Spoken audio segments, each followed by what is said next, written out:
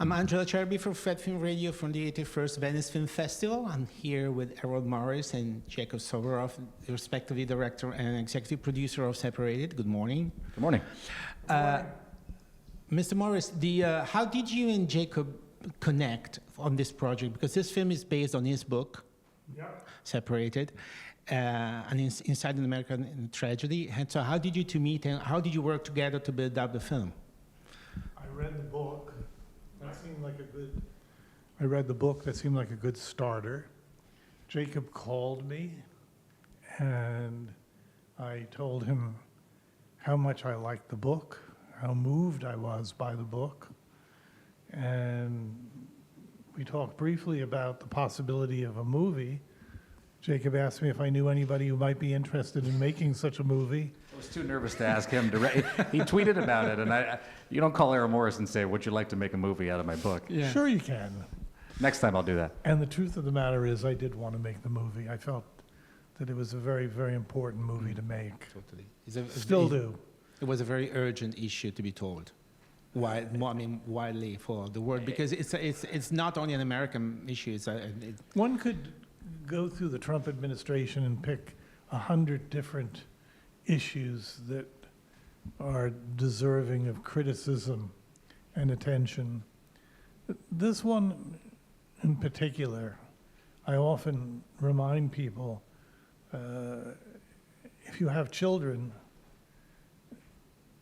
first and foremost in your mind is protecting them.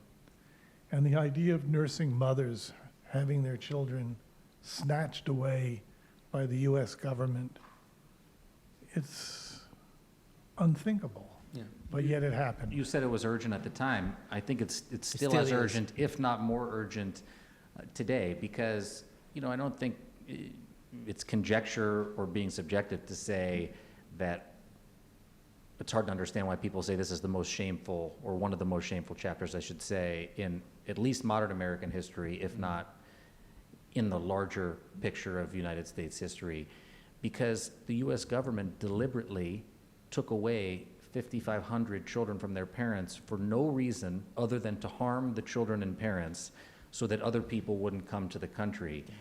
And you can point a finger at Trump, but for many decades, the United States immigration enforcement system has been based in, as Errol said, what's euphemistically called deterrence, but really is punishing and hurting people. And from Clinton, who built the first wall, to Bush, who grew the Border Patrol, to Obama, who deported more people than anyone else in the history of the United States, to Trump, it's not a surprise that Trump, like that, was able to separate children from their parents, because that's the way the system was set up. And it's still set up that way today.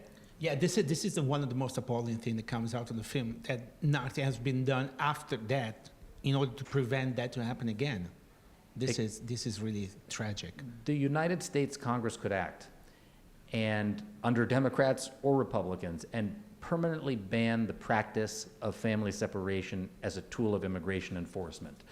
And even though hundreds of thousands of people, as Errol reminds us in the film, Republicans and Democrats were in the streets of the United States and around the world to protest this policy because it shocked the conscience of the world, nothing has been done by the US Congress to prevent it from happening again.